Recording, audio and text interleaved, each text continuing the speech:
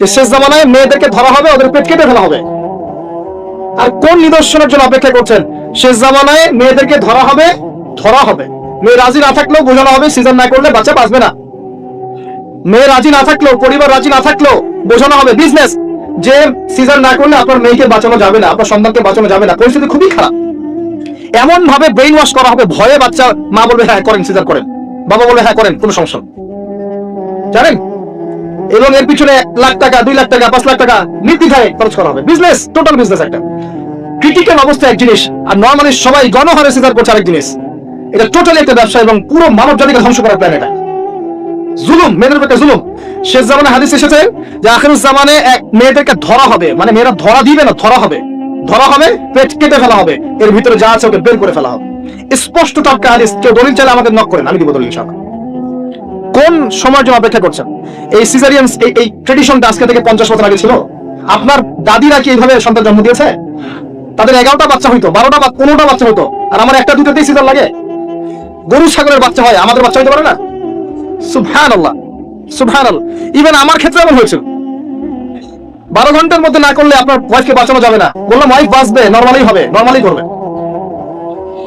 আমি যাই না মাঝে দাঁড়ানো, আলটিমেটাম সময় দিচ্ছে যে সময়ের আগে হবে না, সময় এটা পার হয়ে গেলে সিরিয়াস অবস্থা, মারা যেতে পারে, মরবে না, এভাবেই হবে, করেন। এভাবেই হয়েছে। কি সমস্যা? মানুষকে ভয় দেখানো হয় এখানে। আমি কথা এই জন্য বললাম যে যারা পুরুষ আছেন আপনারা, এবং যারা সন্তানের বাবা হচ্ছেন, আপনারা আপনাদের স্ত্রীদের জীবনটাকে এভাবে ধ্বংসের মুখে ঠেলে দিয়েন না, ওদের কাছে জুলুম করেন না। আল্লাহ পাক প্রাকৃতিক নিয়ম দিয়েছেন, এভাবেই বাচ্চা হবে ইনশাআল্লাহ। ক্রিটিক্যাল অবস্থা এক জিনিস, একটা ক্রিটিক্যাল সিচুয়েশন হয়েছে, তখন আপনি করতে পারেন, সেটা আলাদা বিষয়। নরমালি এমন একটা ট্রেডিশন বানাচ্ছেন কেন? ঘরে সিজার কি দরকার আছে? আশ্চর্য একটা ব্যাপার। সাহাবায়ে কেরাম রাদিয়াল্লাহু আনহুম মসজিদে বসে একটা বিষয় নিয়ে কথা বলছেন। নবী সাল্লাল্লাহু আলাইহি ওয়াসাল্লাম পাশ দিয়ে যাচ্ছেন, জিজ্ঞাসা করলেন তোমরা কি নিয়ে কথা বলছো? সাহাবীরা বলছেন আমরা আলামাতু সাআ নিয়ে কথা বলছি ইয়া রাসূলুল্লাহ, আমরা কিয়ামতের আলামত নিয়ে কথা বলছিলাম। সাহাবীরা কথা বলছেন কিয়ামতের আলামত নিয়ে, তাদের কোনো দরকার আছে কথা বলা? তারা তো জান্নাতে যাবেন, সার্টিফিকেট প্রাপ্ত, তাদের কোনো দরকার আছে এগুলো চর্চা করার? তারা চর্চা করছেন, আলামত নিয়ে কথা বলছেন। নবীজি বললেন শোনো, 10টা আলামত না আসা পর্যন্ত কিয়ামত হবে না, এত টেনশন নিও না। 10টা আলামত না আসা পর্যন্ত কিয়ামত হবে না। দাজ্জাল, ঈসা ইবনে মারইয়াম, ইয়াজুজ মাজুজ, আপনার দাব্বাতুল আরদ, আপনার 3টা ভূমিকম্প, ইত্যাদি ইত্যাদি, এরকম 10টা আলামত আসবে, তারপর কিয়ামত। তো সাহাবীরা যে বসে বসে কথা বলছেন কিয়ামত নিয়ে, তারা কি বুঝতেন না যে কি করা লাগবে ইসলামের জন্য, কি করা লাগবে না? নাকি আমি বেশি বুঝি? তারা কি জন্য কথা বলছিলেন? কারণ তারা আগামী প্রস্তুতি যাতে গ্রহণ করতে পারে। কেউ যদি মৃত্যুর আলোচনা করে, পরকালের আলোচনা করে, শেষ জামানের কথাবার্তা বলে, আলোচনা করে, এটা কি এই কারণে যে মানুষ হতাশ হয়ে বসে থাকবে? নাকি এই কারণে বরং তারা আরো উজ্জীবিত হোক এবং সময়টাকে কাজে লাগাক, আগামী দিনগুলোকে ইবাদত করে কাটিয়ে দেয়? কোনটা উদ্দেশ্য? আল্লাহ রাব্বুল আলামিন ওয়াদা করেছেন যে একজন নবী আসবেন, অচিরেই একজন নবী আসবেন 2 জন ফেরেশতার কাঁধে ভর দিয়ে, সিরিয়ার দামেস্কে সাদা মসজিদের মিনারের উপরে। তার চুল দিয়ে টপ টপ করে পানি পড়তে থাকবে, তার গায়ে একটু হলুদ রঙের জামা থাকবে, চুলগুলো থাকবে ব্রাউন কালারের, সিল্কি চুল, ব্রাউন কালারের। তিনি হচ্ছেন নবী ঈসা আলাইহিস সালাম, মারিয়াম আলাইহিস সালামের সন্তান নবী ঈসা আলাইহিস সালাম, যাকে ওয়ামা কাতালুহু ওয়ামা সালাবু, ইহুদিরা যতই বলুক তারা তাকে হত্যা করে নাই, তারা তাকে ক্রুশবিদ্ধ করে নাই, বাল রাফাআহু আল্লাহু ইলাইহি, বরং আল্লাহ তাকে তার কাছে তুলে নিয়েছেন, সুবহানাল্লাহ। এবং তিনি তাকে পাঠাবেন কি জন্য? কারণ শেষ জামানায় ঈসা ইবনে মারইয়াম এই জেরুজালেম থেকে সারা বিশ্বকে শাসন করবেন, এই কারণে। এবং তার হাতে আল্লাহ রাব্বুল আলামিন মাসিহুদ দাজ্জালকে হত্যা করাবেন। একজন নবী এর হাতে বিশ্বের ইতিহাস শেষ হবে, অন্য কারো হাতে শেষ হবে না। এই বিশ্বের ইতিহাসটা শেষ হবে একজন নবীর হাতে। যতক্ষণ না তিনি আসছেন, যতক্ষণ না সারা ওয়ার্ল্ডে তিনি ইসলামী খেলাফা পুনরায় কায়েম করছেন, ততক্ষণ কিয়ামত হবে না ইনশাআল্লাহ। একদম টেনশন করেন না, কিয়ামত হবেই না যতক্ষণ উনি আসছেন না, ইনশাআল্লাহ আযজা ওয়া জাল। তাই এভাবেই যাবে, ঈসা ইবনে মারইয়ামের হাতে পুরো বিশ্বের ক্ষমতা থাকবে ইনশাআল্লাহ। তিনি সবচেয়ে বড় ক্যারেক্টার শেষ জামানার। আর তার অনেক আগেই ইমামুল মাহদী ইন্তেকাল করবেন, ঈসা ইবনে মারইয়াম থাকবেন 40 বছর, তিনি ইসলামী শাসন কায়েম করবেন পুরো বিশ্বে। এটা হবে কত সালে, কত বছর পর, কত শতাব্দী পর আমরা কেউ জানি না। মাল মাসউলু আনহা বিআলাম মিনাস সাইল, অনেকটা এমন আমরা জানি না এটা কবে হবে, এক্স্যাক্টলি কোন সালে। কিন্তু কিয়ামতের আলামতগুলো যেভাবে একটার পর একটা আসছে, এতে মনে হচ্ছে দূরদর্শিতার সাথে যে সময় বেশি বাকি নাই। একটা বিষয়ের আলামত প্রকাশ পেলে মানুষ বুঝতে পারে না যে একটা বিষয় ঘটতে যাচ্ছে। একজন ক্যান্সার হয়েছে মনে করেন, নাউজুবিল্লাহ, তো ক্যান্সার হয়েছে, সে অসুস্থ হয়েছে, আস্তে আস্তে আরেকটু অসুস্থ হচ্ছে, তারপর আরেকটু অসুস্থ হচ্ছে, এক পর্যায়ে লাস্ট স্টেজে চলে গেছে। তখন ডাক্তার বুঝতে পারে না যে এনার হাতে বেশি সময় নাই, কথা বলে যায়? যখন এমন ভাবে সাইনগুলো একটার পর একটা আসতে থাকে, আমরা অনুমান করে ফেলি না, একটা এস্টিমেট করি না যে সম্ভবত সময় বেশি নাই, এই ব্যক্তি বেশি দিন বাঁচতে পারবে না, হয়তো বা শেষ স্টেজে আছে, ক্যান্সার ধরা পড়েছে, সে একদম শয্যাশায়ী, মৌতের আলামত প্রকাশ পাচ্ছে, তাহলে কি আপনি বলতে পারবেন না যে তার সময় হয়তো বা সন্নিকটে চলে এসেছে? এটা বলা কি গায়েব জানা হলো? এটা গায়েবের খবর বলা হলো? এটা আপনার দূরদর্শিতা, এটা আপনার হিকমা, আপনার প্রজ্ঞা, আপনার দূরদর্শিতা, আপনার বাসীরা। তো এই বাসীরা চর্চা করা কি নাজায়েজ? আমরা হাদিসটা শেষ করি, তারপর দেখবেন নবী সাল্লাল্লাহু আলাইহি ওয়াসাল্লাম কি করেছেন। আমি বলতে চাচ্ছি, বিশ্ব এখন যে অবস্থায় আছে, আস্তে আস্তে আলামতগুলো আরো বাড়বে এবং শেষটা হবে একজন নবীর হাতে, যিনি এই পৃথিবীকে শাসন করবেন, একজন বাদশা হিসেবে শাসন করবেন। একজন নবী হবেন এই বিশ্বের শেষ রাজনীতিবিদ। আপনি কি বলছেন? রাজনীতি এক জিনিস আর ধর্ম এক জিনিস। একজন নবী হবে এই বিশ্বের শেষ পলিটিশিয়ান, দেখে নিয়েন। তার নাম কি? নবী ঈসা ইবনে মারইয়াম। ও ওয়ার্ল্ড ব্যাংক কিছুই করতে পারবে না তাকে, ইউনাইটেড নেশনস তার কোনো ক্ষতি করতে পারবে না। আল্লাহ পাক তাকে মদদ করবে, সাহায্য করবে। কে আছে তাকে ঠেকাবে? কে আছে তাকে ঠেকাবে? কেউ নাই। তো এটা হবে ইনশাআল্লাহ। ওই সময় কারা বেঁচে থাকবে আল্লাহু আ'লাম। আমার মনে হয় না আমরা সে সময় বেঁচে থাকবো। আমার মনে হয় না যে আমরা ওই সময় বেঁচে থাকবো, ইল্লা মাশাআল্লাহ। এটার জন্য অনেক সময় পড়ে আছে। আমরা অন্যদিকে আসেন। এখানে একটা বিষয় আপনাকে ক্লিয়ার করা হলো যে কোরআন এবং হাদিস ইসলামের মূল মানদণ্ড। এটার উপর 5টা পিলার দাঁড়িয়ে আছে: সালাত, তার আগে তাওহীদ এবং সুন্নাহ, যাকাত, রমাদানের সাওম এবং হজ। এটাকে নিয়ে একটা ইসলাম দিন, কমপ্লিট কোড অফ লাইফ, জীবনের সব ক্ষেত্রে সমাধান আছে। এর বাইরে অন্য কোনো দিন তালাশ করলে জাহান্নামে যাবে। অন্য সব ধর্ম নিয়ে একটা নতুন ধর্ম বানালে জাহান্নামে যাবে। ইসলাম যেভাবে আছে এভাবেই বুঝতে হবে, নবীর বুঝ অনুযায়ী, সাহাবে কেরামের বুঝ অনুযায়ী। এর বাইরে কোনো নতুন বুঝ চালু করলেও বাতিল হবে, গণ্য হবে না। মানে আমিল আমালান লাইসা আলাইহি আমরুনা ফাহুয়া রাদ। কেউ যদি ইসলামের নামে নতুন কোনো তন্ত্রমন্ত্র চালু করে যার পক্ষে আমাদের কোনো দলিল নাই, সেটা প্রত্যাখ্যাত, নবী সাল্লাল্লাহু আলাইহি ওয়াসাল্লাম বলেছেন। এবার আসেন দ্বিতীয় প্রশ্ন। এই ব্যক্তি প্রশ্ন করছেন, কোন ব্যক্তি? ওই যে সাদা পোশাক, কালো চুল, হাঁটুর সাথে হাঁটু লাগিয়ে বসে আছেন, যাকে আরবের কেউ দেখে নাই, নতুন মুখ মনে হচ্ছে। এবার তিনি প্রশ্ন করছেন, ইয়া মুহাম্মদ, বলেন সাল্লাল্লাহু আলাইহি ওয়াসাল্লাম, আখবিরনি আনিল ঈমান, আমাকে ঈমান সম্পর্কে বলুন। নবীজি বলছেন, আল ঈমান, ঈমান হচ্ছে আন তুমিনা বিল্লাহ, তুমি আল্লাহর প্রতি বিশ্বাস করবে, 1, ওয়া মালাইকাতিহি, ফেরেশতা মণ্ডলীর প্রতি বিশ্বাস করবে, 2, ওয়া কুতুবিহি, আসমানি কিতাব সমূহের প্রতি বিশ্বাস করবে, 3, ওয়া রুসুলিহি, সমস্ত নবী রাসূলের প্রতি বিশ্বাস করবে, এটা 4, 5, ওয়াল ইয়াউমিল আখির, পরকালের প্রতি বিশ্বাস করবে, 6, ওয়াল কদরি খাইরি ওয়া শাররি, তাকদীরের ভালো মন্দের প্রতি বিশ্বাস করবে। ঈমানের পিলার কয়টা ভাই? কয়টা? সুবহানাল্লাহ, 5টা হলো। আমার সাথে বলেন, 1 নাম্বার কি? আল্লাহর প্রতি 2 নাম্বার বলেন, মালায়েকার প্রতি বিশ্বাস, 3 নাম্বার ভুলে গেছেন, আসমানি কিতাব সমূহের প্রতি বিশ্বাস, 4 নাম্বার রাসূলগণের প্রতি ঈমান, 5 নাম্বার ওয়াল ইয়াউমিল আখির, মানে কি?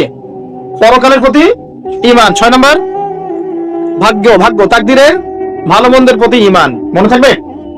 ঈমানের পিলার 6টা। কয়টা? 6টা। ইসলামের পিলার কয়টা ছিল? 5টা। এই 6টা পিলারকে আবার 3টা কাজ করতে হবে। কয়টা কাজ? 1 নাম্বার তাসদীক বিল জিনান, আপনাকে অন্তর থেকে বিশ্বাস করতে হবে, এগুলোকে অন্তর দিয়ে বিশ্বাস করতে হবে। আব্দুল্লাহ বিন উবাই মুনাফিকের মতো মুখ দিয়ে স্বীকৃতি শুধু নয়, অন্তর দিয়ে বিশ্বাস করতে হবে। তারপরে ইকরার বিল লিসান, আপনাকে মৌখিক স্বীকৃতি প্রদান করতে হবে। 2, 3 নাম্বার হচ্ছে ওয়াল আমালু বিল আরকান, আপনাকে কাজে বাস্তবায়ন করতে হবে। তাহলে ঈমানের 6 পিলারকে কি করব? 3 কাজ করব। কয় কাজ? 3 কাজ। 1 নাম্বার অন্তরে বিশ্বাস, 2 নাম্বার বলেন মুখে স্বীকৃতি, 3 নাম্বার কাজে বাস্তবায়ন। কেউ যদি বলে আমি মনে বিশ্বাস করি, আমার নামাজ না পড়লেও চলবে? কেউ যদি বলে আমি মনে অনেক বিশ্বাস করি, যাকাত না দিলেও চলে, আমার চলবে? অনেকে তো এখন এমনও বলে যে আমার নামাজ, রোজা, হজ, যাকাত কিছুরই দরকার নাই, আমি মারিফাতের উচ্চ আসনে পৌঁছে গেছি, বলে না? আছে না এরকম ভণ্ড পীর? আছে না? সাবধান, ঈমান আমল হারাবেন না। ওয়া'বুদ রাব্বাকা হাত্তা ইয়াতিয়াকাল ইয়াকিন, নবী সাল্লাল্লাহু আলাইহি ওয়াসাল্লামকে বলা হয়েছে শেষ পর্যন্ত, মউত আসার আগ পর্যন্ত তুমি আল্লাহর ইবাদত করতে থাকো। আর এখন এক শ্রেণীর মানুষ বলছে নামাজ, রোজা, হজ, যাকাত আমাদের লাগে না, সাধারণ মানুষের লাগে। আমরা তো পৌঁছাই গেছি জায়গা মতো। কোথায় পৌঁছাই গেছেন ভাই? সুবহানাল্লাহ। তো 3টে কাজ করাই জরুরি। অন্তরে বিশ্বাসও যেমন করতে হবে, মুখে স্বীকৃতি দিতে হবে এবং কাজে বাস্তবায়ন করতে হবে। আল্লাহ পাক তৌফিক দান করুন, আমিন। কাজে বাস্তবায়ন করতে গিয়ে আপনার দ্বারা ভুল ত্রুটি হতে পারে, কবিরা গুনাহ হতে পারে। আপনি সুদ খেয়ে ফেলতে পারেন, জিনা করে ফেলতে পারেন, আপনি কি বলবো, হারাম খেতে পারেন, কবিরা গুনাহ করে ফেলতে পারেন, মিথ্যা বলতে পারেন, গীবত করতে পারেন, ইত্যাদি ইত্যাদি। অনেক বড় বড় পাপ করতে পারেন কাজ করতে গিয়ে। তখন আপনার জন্য তওবার দরজা খোলা আছে না নাই? মওত পর্যন্ত তওবার দরজা খোলা আছে না নাই? আপনার জন্য তওবার দরজা খোলা আছে, আপনি তওবা করে ফিরে আসতে পারবেন। কেউ যদি কবিরা গুনাহ করে, সে কি কাফের হয়ে যাবে? তাকে কি হত্যা করা লাগবে? লাগবে না। ইসলামের নামে যারা সন্ত্রাসবাদ ছড়িয়েছে এরা এই আকীদায় বিশ্বাস করে। খারেজি আকীদাটাকে বলা হয়, কি বলা হয়? খারেজি আকীদা। যারা মনে করে কবিরা গুনাহ করলেই মানুষকে হত্যা করা যায়, সে হত্যাযোগ্য, এটা মনে করেই তারা মুসলিম কান্ট্রিগুলোর মধ্যে এই যে সন্ত্রাসবাদ ছড়িয়েছে। আকীদা বুঝতে পারছেন কোন জায়গায়? এই জায়গায় সমস্যা। আহলে সুন্নাহ ওয়াল জামায়াতের আকীদা হচ্ছে কবিরা গুনাহ করলেই কোনো ব্যক্তি কাফের হয়ে যায় না, বরং সে ব্যক্তি ফাসিক বা জালেম হতে পারে, তার তওবার দরজা খোলা আছে, শেষ পর্যন্ত তওবা করতে পারবে ইনশাআল্লাহ। কোন অবস্থায় তার মওত হবে সেটা আল্লাহ দেখবেন, আমার জাজ করার কোনো দরকার নাই। আছে? কোনো দরকার নাই। আল্লাহ পাক আমাদেরকে বোঝার তৌফিক দান করুন, আমিন। এটা 2 নম্বর প্রশ্ন। রাত অনেক গভীর হচ্ছে, আমি অল্প করে আলোচনা করবো ইনশাআল্লাহ, একটু অপেক্ষা করেন। 3 নম্বর প্রশ্নে চলে আসেন। এই ব্যক্তি প্রশ্ন করছেন 3 নম্বর। কোন ব্যক্তি ভাই? ওই যে হাঁটুর সাথে হাঁটু লাগিয়ে বসে আছেন, তার গায়ে কি রঙের জামা আছে? তার চুল কেমন? তাকে চেনা যায়? পরিচিত না অপরিচিত? অপরিচিত। তিনি তৃতীয় প্রশ্ন করছেন, ইয়া মুহাম্মদ সাল্লাল্লাহু আলাইহি ওয়াসাল্লাম আখবিরনি আনিল ইহসান, আমাকে ইহসান সম্পর্কে বলুন। ইহসান কি জিনিস এই সম্পর্কে আমাকে বলেন। এবার আমাদের নবীজি বলছেন, আল ইহসান, ইহসান হচ্ছে আন তা'বুদাল্লাহা কাআন্নাকা তারাহ। খুব ভালো করে বোঝেন এই জায়গাটা। আন তা'বুদাল্লাহা কাআন্নাকা তারাহ, তুমি এমন ভাবে আল্লাহর ইবাদত করবে যেন তুমি আল্লাহকে দেখতে পাচ্ছ। কথা কি বুঝতে পারছেন? তুমি এমন ভাবে আল্লাহর ইবাদত করবে যেন তুমি আল্লাহকে দেখতে পাচ্ছ, মানে আল্লাহ কনসিয়াসনেস। আপনি নামাজ পড়ছেন, মনে মনে চিন্তা করছেন আল্লাহ আমাকে দেখছেন। আপনি ব্যবসা করতে বসেছেন, মাপছেন, ওজন দিচ্ছেন, একটু কম বেশি দেওয়ার সুযোগ আছে, কাস্টমার দেখছেন আপনাকে, কিন্তু আপনি চিন্তা করছেন আল্লাহ আমাকে দেখছেন। আপনি কি বুঝতে পারছেন কি বুঝতে পারছেন? আপনাকে একটা বিল পাস করতে দেওয়া হয়েছে, আপনার সুযোগ আছে এখানে দুর্নীতি করার, আপনাকে টেবিলের তল দিয়ে টাকাও দেওয়া হয়েছে, আপনি নেওয়ার আগে চিন্তা করছেন যে আল্লাহ আমাকে দেখছেন। আপনি আপনার বান্ধবীর সাথে পড়াশোনা করছেন ফ্রি মিক্সিং এ, আপনার বান্ধবী আপনাকে প্রপোজ করছে, চলো আমার সাথে একটু কফি খাও, চলো না একটু ঘুরে আসি, বান্দরবান ঘুরে আসি, চলো না একটু ঘুরে আসি। ঘুরলে কি সমস্যা? বন্ধু বান্ধব একসাথে ঘুরতেই পারে, আর আমি তো তোমাকে ভালোবাসি, তোমাকে বিয়ে করবো, সমস্যা কোথায়? তাই না ভাই? তখন আপনি চিন্তা করছেন যে আল্লাহ আমাকে দেখছে, আল্লাহ আমাকে দেখছে। আপনার সামনে সুযোগ আছে সুদের টাকা খাওয়ার, আপনি চিন্তা করছেন যে আল্লাহ আমাকে দেখছে। সামনে আপনার জমি আছে, আপনি তামাক লাগাবেন না কলা চাষ করবেন, এখন তামাক লাগাতে গিয়ে চিন্তা করছেন আল্লাহ আমাকে দেখছেন। আমি কি বুঝাতে পারছি ভাই? এইভাবে প্রতিটা কাজ করা যে আল্লাহ আমাকে দেখছেন, এই চেতনার নাম হচ্ছে ইহসান। কি নাম? এটা অনেক উচ্চ পর্যায়ে। এই পর্যায়ে গেলে মানুষ আল্লাহর মারিফত পেয়ে যায়, এই পর্যায়ে গেলে মানুষ আল্লাহকে পেয়ে যাবে ইনশাআল্লাহ তাআলা। যখন একজন মানুষ প্রতিটা কাজে ফিল করবে যে আল্লাহ আমাকে দেখছেন। এই যে আপনি রোজা রাখবেন, খাবেন না, পানাহার করবেন না, বাথরুমে গিয়ে পানি খেতে পারেন না, কেউ দেখবে? কেন খান না? কি জন্য খান না? মনে করেন না যে আল্লাহ আপনাকে দেখছেন? এইটাই হলো ইহসান, যে আপনি চিন্তা করছেন আল্লাহ আমাকে প্রতিটা কাজেই দেখছে। আপনি আল্লাহ বিরোধী কোনো কাজ করতে পারি না, আল্লাহ আমাকে দেখছেন। আমি কারো প্রতি জুলুম করতে পারি না, আল্লাহ আমাকে দেখছেন। বোনের সম্পত্তি আত্মসাৎ করতে পারি না আমি, আল্লাহ আমাকে দেখছেন। নামাজ না পড়ে আমি বাসায় ঘুমিয়ে থাকতে পারি না, আল্লাহ আমাকে দেখছেন। যাকাত না দিয়ে আমি থাকতে পারি না, আল্লাহ আমাকে দেখছেন। রমজানের রোজা না রেখে আমি থাকতে পারবো না, আল্লাহ আমাকে দেখছেন। আমি পর্দা না করে বেহায়ের মতো চলতে পারি না, আল্লাহ আমাকে দেখছেন। এই চেতনার নাম কি? ইহসান। মনে থাকবে ভাই। নবীজি বলছেন আনতা আবুদাল্লাহা কাআন্নাকা তারাহু ওয়া ইন লাম তাকুন তারাহ, আর তুমি যদি আল্লাহকে সচক্ষে দেখতে না পারো, কারণ আল্লাহকে তো দুনিয়ার চোখ দিয়ে দেখা সম্ভব না, এটা মনের চোখ দিয়ে ফিল করা যায় আল্লাহ আমার কাছে আছে। যদি তুমি আল্লাহকে দেখতে না পারো তাহলে জেনে রেখো ওয়া ইন লাম তাকুন তারাহ ফাইন্নাহু ইয়ারাক, যে আল্লাহ পাক তোমাকে দেখছেন। এই চেতনা লালন করো। আমরা অনেক চেতনার কথা বলি না এখন, সবচেয়ে বড় এবং গুরুত্বপূর্ণ চেতনা হচ্ছে আল্লাহর চেতনা, আল্লাহর অস্তিত্বের চেতনা। আল্লাহ আমাকে দেখছেন, এই চেতনা, এটা যথেষ্ট জান্নাতে যাওয়ার জন্য। কোন মানুষ যদি এভাবে চিন্তা করে যে আল্লাহ আমাকে দেখছেন, আমি আল্লাহকে দেখতে পাচ্ছি না তো কি হয়েছে, আল্লাহ আমাকে দেখছেন, এই ব্যক্তি কি পাপ করতে পারবে? এই ব্যক্তি গোপনেও কি পাপ করতে পারবে? যদি পাপ করেও ফেলে তার মধ্যে অনুশোচনা আসবে না? আল্লাহ আমাকে দেখেছেন। যদি পাপ করেও ফেলে দেখবেন 2 রাকাত নামাজ পড়ে বলছে আল্লাহ আমাকে মাফ করে দাও। আমাদের চলতে ফিরতে পাপ হতে পারে, স্পেশালি যুবকদের পাপ বেশি হতে পারে। যদি পাপ হয়ে যায় হতাশ হবেন না, পাপ হয়ে গেছে হতাশ হবেন না, ওযু করবেন, জায়নামাজে দাঁড়াবেন, 2 রাকাত নামাজ পড়বেন, ওই পাপের কথা আল্লাহকে বলে ক্ষমা চাইবেন, ইনশাআল্লাহ আল্লাহ পাক আপনার গুনাহকে নেকি দিয়ে পরিবর্তন করে দেবেন ইনশাআল্লাহ। যতবার পাপ হবে ততবার নামাজে দাঁড়াবেন, ততবার ওযু করবেন, ততবার 2 রাকাত নামাজ পড়বেন এবং আল্লাহর কাছে ক্ষমা চাইবেন, ইনশাআল্লাহ আল্লাহ মাফ করে দিবেন। শয়তান আপনাকে হতাশ করতে যাবে, ফ্রাস্ট্রেট করতে যাবে।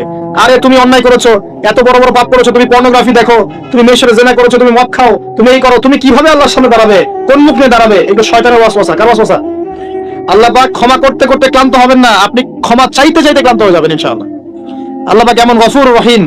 এক ব্যক্তি 99টা খুন করেছে। কয়টা? 99টা খুন করে এক আলেমের কাছে গিয়ে বলেছে যে আমার কি তওবা হবে? সে বলেছে না, তওবা হবে না। সে বলেছে কি? তওবা হবে না। সে আলেম ছিল না, সে আবেদ ছিল। আবেদ মানে ইবাদত করতে বেশি বেশি, খুব বেশি জ্ঞান ছিল না। আমাদের মতো আমরা কিন্তু ইবাদত বেশি করি, জ্ঞান খুব কম। তো সে ছিল আবেদ, সে বলেছে না তওবা হবে না। তো ও বেটারেও কোপ দিয়ে 100টা খুন করে ফেলেছে, 100 ফিল আপ। এবার সে চিন্তা করছে যে আমি কি করব, আরেকজন আলেমের কাছে গিয়ে বলছে আমি 100টা খুন করেছি, তওবা হবে? তো এই আলেম সত্যিকারের আলেম ছিলেন, তিনি বলেন হ্যাঁ তওবা হবে, তুমি ইস্তেগফার করো এবং এই এলাকা থেকে চলে যাও, অন্য এলাকায় গিয়ে থাকো, অন্য একটা এলাকায় গিয়ে থাকো, এখানে তোমার স্মৃতি জড়িত আছে, অন্য জায়গায় হিজরত করে গিয়ে থাকো। সে ব্যক্তি চলে গেল, যাওয়ার পথে তার মৃত্যু হয়ে গেছে। আল্লাহ পাকের ফেরেশতা চলে এসেছে, আযাবের ফেরেশতা এবং জান্নাতের ফেরেশতা, তারা নিজেদের মধ্যে এখন তর্ক করছে কে রূহটা নেবে, আত্মাটা কে নেবে। ওই যে রূহ কাকে বলে, সায়েন্সকে জিজ্ঞাসা করেন, সায়েন্সের প্যান্ট খারাপ হয়ে যাবে, রূহ কাকে বলে উত্তর দিতে গিয়ে। এখন আল্লাহ পাক এই বান্দাকে মাফ করতে চাচ্ছেন, তিনি কি করলেন, আল্লাহ পাক কৌশল করলেন। তিনি বললেন জমিনটা মেপে দেখো, ফেরেশতারা তোমরা জমিন মেপে দেখো, সে যেখান থেকে বের হয়েছে সেখানকার দূরত্ব বেশি না যেখানে যাচ্ছিল ওখানকার দূরত্ব বেশি। এবার আল্লাহ পাক জমিনকে আদেশ করলেন, এই জমিন তুমি লম্বা হয়ে যাও। জমিন আল্লাহর আদেশ শোনে না, এই পাহাড় আল্লাহর আদেশ শোনে না, শোনে। পাহাড়ে যা হচ্ছে, আল্লাহ রাব্বুল আলামিনের গজব চলে আসলে এই পাহাড় দেখবেন মানুষের উপর গজব ফেলবে ইনশাআল্লাহ তাআলা। সমুদ্রের কিনারে যা হচ্ছে আমরা দেখে আসলাম যে নগ্নতা অশ্লীলতা চলছে, যখন আল্লাহ পাকের গজব আসবে দেখবেন সমুদ্র ভাসিয়ে দেবে সবাইকে, দেখে নিন ইনশাআল্লাহ। আল্লাহর আদেশ যখন চলে আসবে প্রকৃতি আল্লাহর কথা শুনবে। জমিনকে আল্লাহ বললেন লম্বা হয়ে যাও, জমিন লম্বা হয়ে গেল। এবার ফেরেশতারা মেপে দেখলো সে যেখানে যাচ্ছিল ওর পরিমাণটা বেশি। আল্লাহ পাক বললেন ওকে মাফ করে দাও, ওকে মাফ করে দেওয়া হলো। 100 খুন করেছে, কত খুন? এটা বলে আপনাকে আমি খুন করতে উৎসাহিত করছি না, কথা কি বুঝতে পারছেন? আমি আপনাকে খুন করতে উৎসাহিত করছি না, আমি বলছি আল্লাহ পাকের দয়া এত প্রশস্ত যে আপনি পাপ করলে হতাশ হবেন না, হতাশ হয়ে যাবেন না, যেমন অনেক পাপ করে ফেলেছে আল্লাহ মাফ করবেন এমন চিন্তা করবেন না। আরেক ব্যক্তির ঘটনা আছে, এগুলো কিন্তু গল্প না, এগুলো বনী ইসরাইলের কাহিনী, সত্যিকারের ঘটনা। আরেক ব্যক্তি এত বেশি পাপ করেছিল যে নিশ্চিত যে আমি মারা গেলে জাহান্নামে যাব। এখন সে মওতের আগে তার সন্তানদেরকে বলছে যে আমি মারা গেলে আমার লাশটাকে পুড়িয়ে ফেলবা, লাশটা পুড়িয়ে ফেলে অর্ধেক ছাই বাতাসে ভাসিয়ে দিবা, অর্ধেক ছাই সাগরে ভাসিয়ে দিবা, অর্ধেক ছাই বাতাসে উড়িয়ে দিবা, অর্ধেক ছাই সাগরে ভাসিয়ে দিবা। সন্তানরা তাই করলো। আল্লাহ পাক সাগরকে বললেন ছাই জমা করে দাও, বাতাসকে বললেন ছাই জমা করে দাও। এরা ছাই জমা করে তাকে আবার পুনরুত্থিত করা হলো। এবার আল্লাহ জিজ্ঞাসা করছেন তুমি এই কাজটা কেন করেছো না, বলো এই কাজ তুমি কেন করেছো? সেই ব্যক্তি বলছে মিন খাশিয়াতিকা ইয়া রাব্বি, হে আল্লাহ আমি তোমার ভয়ে এই কাজটা করেছি। আর তুমি আল্লাহ খুব ভালো করেই জানো যে আমি তোমার ভয়ে করেছি না অন্য কোনো কারণে করেছি। আল্লাহ পাক বললেন তুমি আমার ভয়ে যদি করে থাকো আমি তোমাকে মাফ করে দিলাম। একজন ব্যভিচারী নারী, প্রস্টিটিউট বোঝেন, পতিতা বোঝেন, পতিতা বা যৌনকর্মী যে শব্দগুলো বোঝেন? আচ্ছা, এটা তো এখন একটা প্রফেশন হয়ে গেছে, তাই না? মানুষ এটাকে একটা প্রফেশন হিসেবে নিয়েছে, নাউযুবিল্লাহ। যখন এগুলো বেশি বেশি বাড়তে থাকবে সমাজে মহামারী ছড়াবে। আমার মাস্ক ভাইরাস ঠেকাতে পারবে না তো? এসব ভাইরাস ঠেকাতে হলে বেশ্যাবৃত্তি বন্ধ করতে হবে, অশ্লীলতা বন্ধ করতে হবে, বেহায়াপনা বন্ধ করতে হবে, জেনা বন্ধ করতে হবে, তারপরে ভাইরাস কমবে ইনশাআল্লাহ। হাদিসে স্পষ্ট, যখন একটা কমের মধ্যে, কম বলতে এখন পুরো বিশ্বকে বোঝানো যায়, পুরো বিশ্বই একটা কম, গ্লোবাল ভিলেজ। যখন একটা জায়গার মধ্যে জেনা বেড়ে যায়, নোংরামি বেড়ে যায়, মদ পান করার প্রবণতা বেড়ে যায়, অশ্লীলতা বেড়ে যায়, জেনা বেড়ে যায়, এই যে ধর্ষণ বেড়ে যায়, ব্যভিচার বেড়ে যায়, অবৈধ যৌন সম্পর্ক বেড়ে যায়, তখন আল্লাহর পক্ষ থেকে এমন এমন আযাব আসে, এমন এমন রোগ আসে যেগুলো কখনো মানুষ নামও শোনে নাই। সমকালীন প্রেক্ষাপটটা মিলান, দেখবেন যে সারা বিশ্বে কিভাবে জেনা বেড়েছে। জেনা, পর্নোগ্রাফি, আর ধর্ষণ, আর পরকীয়া, আর ব্যভিচার ঘরে ঘরে ঢুকে গেছে এখন, ঘরে ঘরে। তো ভাইরাস ছড়াবে না, কি ছড়াবে? কোরআন এবং সুন্নাহর আলোকে যদি আপনি পরিপূর্ণ জীবন যাপন করেন, বেশি বেশি কোরআন তেলাওয়াত করেন, আশা করা যায় আপনি কিছুটা হলেও সুস্থ থাকতে পারবেন ইনশাআল্লাহ। তবে একটা কথা মনে রাখবেন, যখন চতুর্দিকে ফিতনা, ফাসাদ এবং মানে কি বলবো, ফাসাদ, ফিতনা এবং আল্লাহর গজব ছড়িয়ে পড়ে, তখন ভালো মানুষরাও বাঁচতে পারবে না। বরং ভালো মানুষদেরকে আল্লাহ পাক আগে আগে সরাই দিবেন। তুমি নিয়ে একা একা ভালো ছিলা, মানুষকে তুমি ভালো কাজে আদেশ করো নাই কেন, অসৎ কাজে নিষেধ করো নাই কেন, তুমি আগে ধ্বংস হও, ওকে আগে ধ্বংস করে দিবে আল্লাহ পাক। আল্লাহ পাকের সুন্নাত এরকমই। যাই হোক, যেটা বলছিলাম, এক মহিলা এরকম প্রস্টিটিউট ছিল, বেশ্যাবৃত্তি করে সংসার চালাতো, জীবন চালাতো। একদিন চলতে পথে দেখলো একটা কুকুর পানি পান করার জন্য তৃষ্ণার্ত অবস্থায়, তার প্রায় মৃত্যু হয় অবস্থা। তখন সেই মহিলা তার মোজাটা খুলে একটা কূপের নিচে নামিয়ে দিয়ে সেখান থেকে পানি উঠালো, উঠিয়ে এই কুকুরকে পানি পান করালো। আল্লাহ পাক এই ব্যভিচারী মহিলাকে এই কুকুরকে পানি পান করানোর ওসিলায় মাফ করে জান্নাতে দিয়ে দিয়েছে। আমি এই কথাটা বোঝাতে চাচ্ছিলাম যে পাপ হয়ে গেলে চলতে পথে ঈমান নিয়ে চলতে পথে কি পাপ হয়ে গেলে হতাশ হবেন না। ওযু করবেন, নামাজে দাঁড়াবেন, ক্ষমা চাইবেন, আবারও শুরু করবেন। পারবেন না ইনশাআল্লাহ? আল্লাহ পাক তৌফিক এনায়েত করুন, আমিন। এরপরে ওই ব্যক্তি 4 নম্বর প্রশ্ন করছে, আমরা এদিকে আসছি শেষের দিকে। এবার চতুর্থ প্রশ্ন সে ব্যক্তি করছে যে আখবিরনি আনিস সাআহ, হে মুহাম্মদ সাল্লাল্লাহু আলাইহি ওয়াসাল্লাম আমাকে কিয়ামত সম্পর্কে বলুন। সাআহ মানে হচ্ছে কিয়ামত, আমাকে কিয়ামত সম্পর্কে বলেন। এবার নবীজি বলছেন মাল মাসউলু আনহা বিআ'লাম মিনাস সাইল, নবীজি বলছেন সাল্লাল্লাহু আলাইহি ওয়াসাল্লাম যে প্রশ্ন আপনি করেছেন এই ব্যাপারে প্রশ্নকারী উত্তরদাতা উভয়ের জ্ঞানী সমান, কেউ কারো চেয়ে বেশি জানে না, মানে কেউই জানে না কবে কিয়ামত হবে, এটা তিনি বোঝাতে যাচ্ছেন। এবার সেই ব্যক্তি আরো একটা প্রশ্ন করছেন ফাখবিরনি আন আমারাতিহা, যদি আপনি এক্স্যাক্টলি বলতে না পারেন কোন দিন কিয়ামত হবে, তাহলে অন্তত এতটুকু বলেন যে কিয়ামতের আলামত গুলো কি কি, যেটা আপনারা প্রশ্ন করেছেন আমাকে, যেটা আপনাকে আমি টপিক দিয়েছেন, কিয়ামতের আলামত গুলো কি কি, এটা প্রশ্ন করেছেন এই ব্যক্তি নবী সাল্লাল্লাহু আলাইহি ওয়াসাল্লামকে। এবার ইসলাম এই হাদিসের মধ্যে মাত্র 2টা আলামত বলেছেন। কয়টা? মাত্র 2টা আলামত, কিন্তু শত শত আছে, নবীজি মাত্র 2টা বলেছেন, জীবনের শেষের দিকের হাদিস এটা। 1 নাম্বার তিনি বলেছেন ওয়ান তালিদাল আমাতু রাব্বাতুহা, যখন তোমরা দেখবে হে মানব জাতি, যখন তোমরা দেখবে যে দাসী তার মনিবকে জন্ম দিচ্ছে, দাসী তার মালিককে জন্ম দিচ্ছে, দাসী তার মালিককে জন্ম দিচ্ছে, আপনি কি কিছু বুঝলেন দাসী কেমন করে তার মালিককে জন্ম দিবে? কিভাবে দিবে? দাসী কিভাবে তার মালিককে জন্ম দিতে পারে? কয়েকটা ব্যাখ্যা আছে, আমি 3টা ব্যাখ্যা আপনাকে বলছি। 1 নাম্বার ব্যাখ্যা হচ্ছে এটা হচ্ছে উল্টা বোঝানো হচ্ছে, উল্টা। দাসী মনিবকে জন্ম দেয় না সচরাচর। শেষ জামানায় কিয়ামতের আগে আগে সমাজের ন্যায় অন্যায়, ভালো মন্দ, হক বাতিল ইত্যাদির মানদণ্ড উল্টে যাবে। মানুষ ন্যায়কে মনে করবে অন্যায়, অন্যায়কে মনে করবে ন্যায়। মানুষ সত্যকে মনে করবে মিথ্যা, মিথ্যাকে মনে করবে সত্য। সত্যবাদীকে বলবে মিথ্যাবাদী, মিথ্যাবাদীকে বলবে পরম সত্যবাদী। খেয়ানতকারীকে বলবে আমানতদার, আমানতদারকে বলবে চরম খেয়ানতকারী। সমাজের অবস্থা এমন হয় নাই? সুবহানাল্লাহ। এটা হচ্ছে আখির জামানের কোন সাইনের জন্য অপেক্ষা করছেন? এগুলাই আনতালিদাল আমাতু রাব্বাতুহা, এটা একটা ব্যাখ্যা। আরেকটা ব্যাখ্যা হচ্ছে পিতা মাতার সাথে দাস দাসীর মতো আচরণ করা হবে। এটা হচ্ছে না এখন?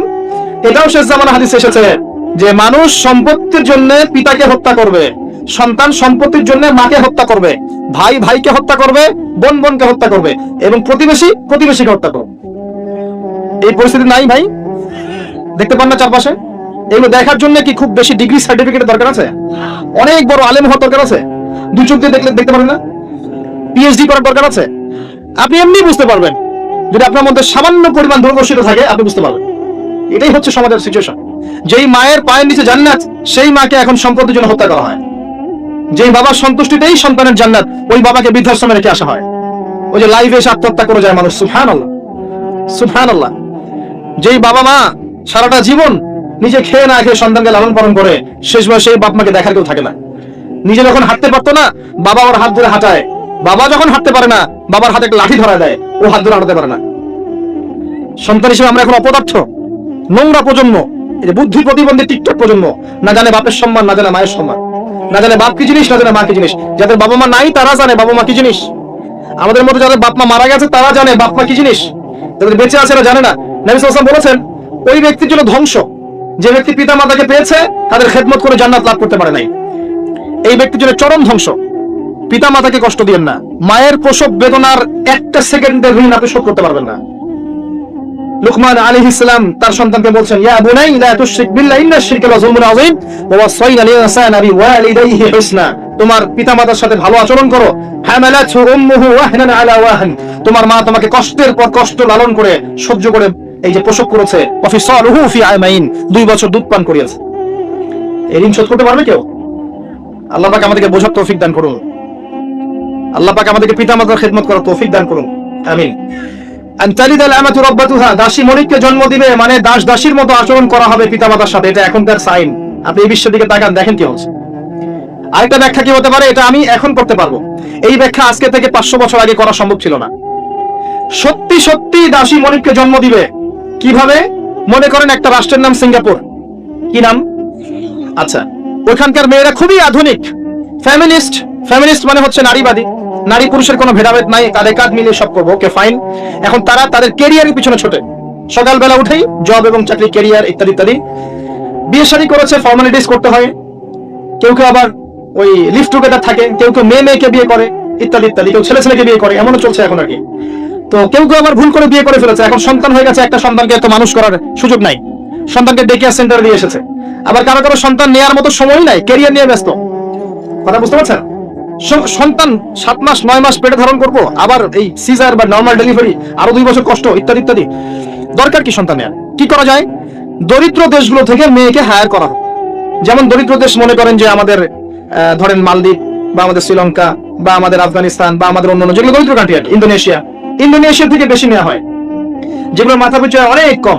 আচ্ছা, একটা দরিদ্র দেশের মেয়েকে নিয়ে এসে একজন পুরুষ স্পাম মানে শুক্রাণু, তার যে শুক্রাণুটা আছে, এই শুক্রাণুটা বিশেষ পদ্ধতিতে ওই মেয়ের ওই ডিম্বাণুর সাথে মিলিত করে ইনজেক্ট করা হয়। আমি কি বোঝাতে পারছি? একটু বোঝার চেষ্টা করেন।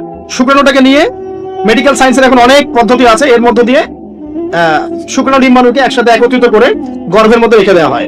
এবার এখানে বাচ্চা কনসেপ্ট করে, আস্তে আস্তে আস্তে বাচ্চা বড় হচ্ছে। কার পেটে বাচ্চা বড় হচ্ছে? ওই গরিব মেয়েটা। আর শুক্রাণু কার? ওই বড় লোকের। কথা বুঝতে পারছেন কি?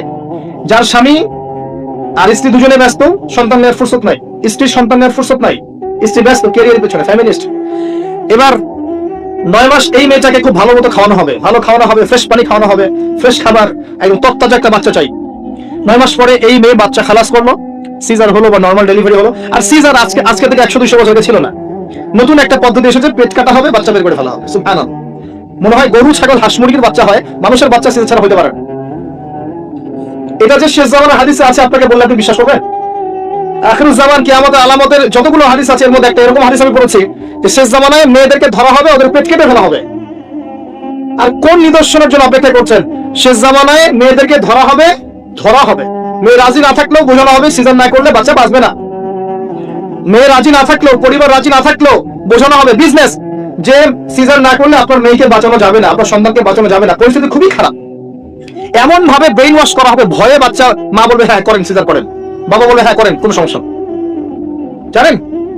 এবং এর পিছনে 1 লাখ টাকা, 2 লাখ টাকা, 5 লাখ টাকা নির্দ্বিধায় খরচ করা হবে। বিজনেস, টোটাল বিজনেস একটা। ক্রিটিক্যাল অবস্থা এক জিনিস, আর নরমালি সবাই গণহারে সিজার করছে আরেক জিনিস। এটা টোটালি একটা ব্যবসা এবং পুরো মানব জাতিকে ধ্বংস করার প্ল্যান এটা। জুলুম, মেয়েদের উপরে জুলুম।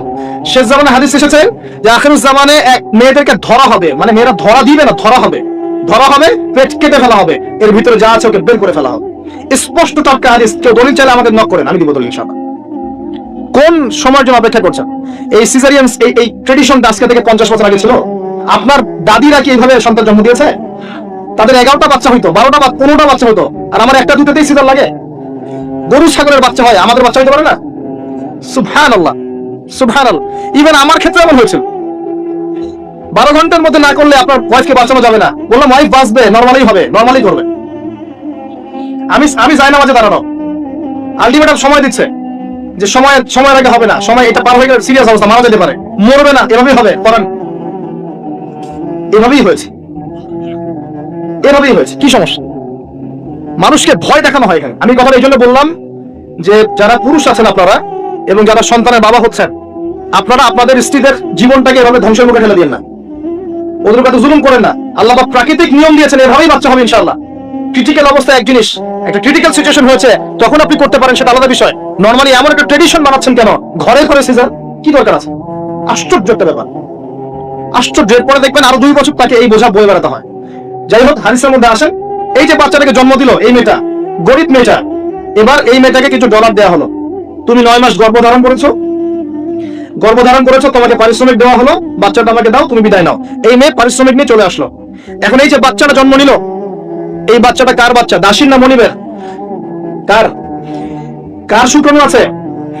এই হচ্ছে হাদিসের ব্যাখ্যা। এখন করতে পারবেন আপনি ব্যাখ্যা, আজকে থেকে 500 বছর আগে এই ব্যাখ্যা করতে পারতেন না, কারণ এই ফিতনা 500 বছর আগে ছিল না। এই যে দাসী তার মনিবকে জন্ম দিয়ে চলে গেল। নবী সাল্লাল্লাহু আলাইহি ওয়াসাল্লাম 1400 বছর আগে বলেছেন এমন একটা সময় আসবে দাসী মনিবকে জন্ম দিবে। চিন্তা করেন কতটুকু সময় বাকি আছে আপনার হাতে, আপনি ভাবতে থাকেন। আমি তো বেশি বললে সমস্যা, হজম হয় না কিছু মানুষের। খালি চোখ কান বন্ধ করে খাও দাও ঘুমাও, 5 ওয়াক্ত নামাজ পড়ো, ব্যাস এনাফ। যখন সমস্যা আসবে তখন দেখা যাবে, এমন ভাব মানুষের আর কি। মনে করেন যে চাঁদ এবং পৃথিবী আছে একটা এই যে গ্রহণের মধ্যে, এখন অন্য একটা গ্রহাণু আসছে পৃথিবীর দিকে, ধেয়ে আসছে। অনেক সময় দেখা যায় না খবরে, ধেয়ে আসছে গ্রহাণু, দেখা যায় না? ধরেন ধেয়ে আসছে আসছে আসছে, এবং বিজ্ঞানীরা নিশ্চিত ভাবে বললো যে আগামী 10 বছরের মধ্যে এটা লেগে যাবে, আগামী 10 বছরের মধ্যে এটা পৃথিবীতে এসে পড়বে, বা 10 ঘন্টা পর পড়বে, বা 10 মাস পর পড়বে, এমনটা বলে দিল বিজ্ঞানীরা। এখন আপনি কি করবেন? আচ্ছা যখন আসবে তখন দেখা যাবে, যখন আসবে তখন দেখা যাবে, এত ব্যস্ত হওয়ার কিছু নাই, ঘুমাও, খাও, ফুর্তি করো, যেমন দিনকাল যাচ্ছে যাক, কোনো সমস্যা নাই। এখন আরেক দল মানুষ চিন্তা করছে ওই গ্রহাণুটাকে কিভাবে সরিয়ে দেওয়া যায়, সরিয়ে দিয়ে পৃথিবীকে কেমন করে বাঁচানো যায়। কারা বেশি স্মার্ট? ওরা সরানোর চেষ্টা করে না, ওরা বলে যে আমরা সরিয়ে দিব, ওখানে ধ্বংস করবো, ইত্যাদি ইত্যাদি। আর কেউ বলছে আচ্ছা আসুক, দেখা যাবে, সমস্যা নেই, মরতেই তো হবে, একদিন আসবে, সমস্যা কি। চমৎকার। তো এই যে একটা বুদ্ধিভিত্তিক পরাজয়, এর ফলশ্রুতিতে আগামী প্রস্তুতি নিতে পারবে না মানুষ। সাহাবায়ে কেরাম রাদিয়াল্লাহু আনহুম মসজিদে বসে একটা বিষয় নিয়ে কথা বলছেন, নবী সাল্লাল্লাহু আলাইহি ওয়াসাল্লাম পাশ দিয়ে যাচ্ছেন, জিজ্ঞাসা করলেন তোমরা কি নিয়ে কথা বলছো? সাহাবীরা বলছেন আমরা আলামাতুস সাআ নিয়ে কথা বলছি ইয়া রাসূলুল্লাহ, আমরা কিয়ামতের আলামত নিয়ে কথা বলছিলাম। সাহাবীরা কথা বলছেন কিয়ামতের আলামত নিয়ে, তাদের কোনো দরকার আছে কথা বলা? তারা তো জান্নাতে যাবেন সার্টিফিকেট প্রাপ্ত, তাদের কোনো দরকার আছে এগুলো চর্চা করার? তারা চর্চা করছেন, আলামত নিয়ে কথা বলছেন। নবীজি বললেন শোনো, 10টা আলামত না আসা পর্যন্ত কিয়ামত হবে না, এত টেনশন নিও না। 10টা আলামত না আসা পর্যন্ত কিয়ামত হবে না। দাজ্জাল, ঈসা ইবনে মারইয়াম, ইয়াজুজ মাজুজ, আপনার দাব্বাতুল আরদ, আপনার তিনটা ভূমিকম্প, ইত্যাদি ইত্যাদি, এরকম 10টা আলামত আসবে, তারপর কিয়ামত। তো সাহাবীরা যে বসে বসে কথা বলছেন কিয়ামত নিয়ে, তারা কি বুঝতেন না যে কি করা লাগবে ইসলামের জন্য, কি করা লাগবে না? নাকি আমি বেশি বুঝি? তারা কি জন্য কথা বলছিলেন? কারণ তারা আগামী প্রস্তুতি যাতে গ্রহণ করতে পারে। কেউ যদি মৃত্যুর আলোচনা করে, পরকাল আলোচনা করে, শেষ জামানের কথাবার্তা বলে, আলোচনা করে, এটা কি এই কারণে যে মানুষ হতাশ হয়ে বসে থাকবে? নাকি এই কারণে বরং তারা আরো উজ্জীবিত হোক এবং সময়টাকে কাজে লাগাক, আগামী দিনগুলোকে ইবাদত করে কাটিয়ে দেয়? কোনটা উদ্দেশ্য? উদ্দেশ্য কোনটা? কিছু মানুষকে বোঝানো যায় না, কারণ লাহুম কুলুবুন লা ইয়াফকাহুনা বিহা, কলব আছে উপলব্ধি করে না, ওয়া লাহুম আযানুন লা ইয়াসমাউনা বিহা ওয়া লাহুম আ'য়ুনুন লা ইবসিরুনা বিহা উলাইকা কাল আনআম বাল হুম আদাল ফাউলাইকা হুমুল গাফিলুন। আমার আগের যে লেকচার ছিলেন এই আয়াতটাকে তেলাওয়াত করেছেন না? শুনেন, আমি শুনছিলাম ওখান থেকে। তো এই ব্যক্তি জিজ্ঞাসা করছেন কিয়ামতের আলামত বলেন, নবীজি দুইটার মধ্যে একটা বললেন, এটা দাসী তার মনিবকে জন্ম দিবে, যেটা আপনি এখন দেখতে পাচ্ছেন। 2 নাম্বার তিনি বলছেন, লিসেন, এই হাদিসে এটাই লাস্ট।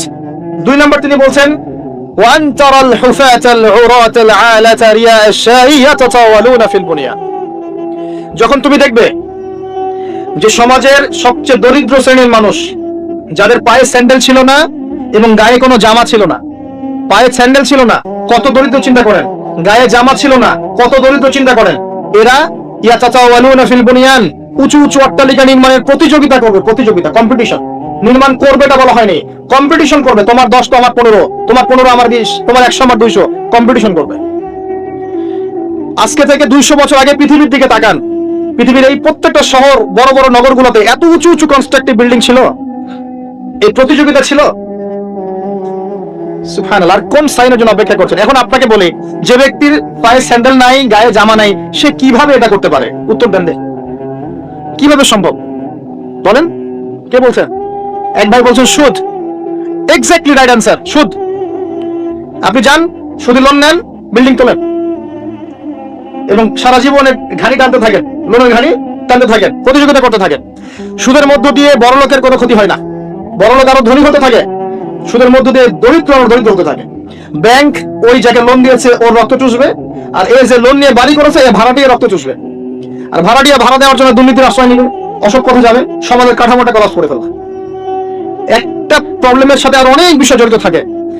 1 নাম্বার হচ্ছে রিবা, যার মধ্য দিয়ে এটা করা সম্ভব। আর 2 নাম্বার হচ্ছে কি? আত্মসাৎ, অন্যের সম্পদ অন্যায়ভাবে আত্মসাৎ করতে পারলে আপনি রাতারাতি এই পর্যায়ে যেতে পারবেন ইনশাআল্লাহ। অন্য পদ্ধতি আছে? একদম হালাল খেয়ে হালাল খেয়ে হালাল পথে থেকে খুব সহজ এরকম 10, 20, 50 তলা বিল্ডিং করা খুব সহজ? এত সহজ না, এত সহজ না। এই হাদিসে নবী সাল্লাল্লাহু আলাইহি ওয়াসাল্লাম এই 2টা আলামত বলেছেন। অন্যান্য হাদিসগুলোতে তিনি আরো অনেক কথা বলেছেন। ফর এক্সাম্পল, আমি কয়েকটা বলে শেষ করছি, বড় বড় কয়েকটা বলছি। ফর এক্সাম্পল, শিরক বেড়ে যাবে। কি বেড়ে যাবে? শিরক বেড়ে যাবে।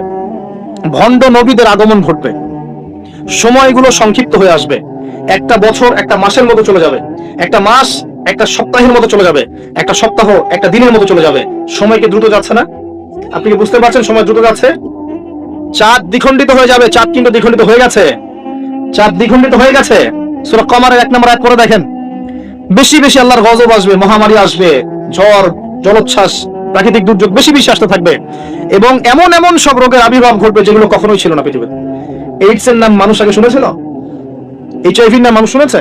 এখন এইসব যে ভাইরাস চলছে এগুলোর নাম আগেকার জেনারেশন শুনেছিল কখনো? এরপরে যেগুলো আসবে সেগুলো আমরাও শুনি নাই, আমাদের পরের প্রজন্ম শুনবে। এটাই শেষ না, আরো আসবে।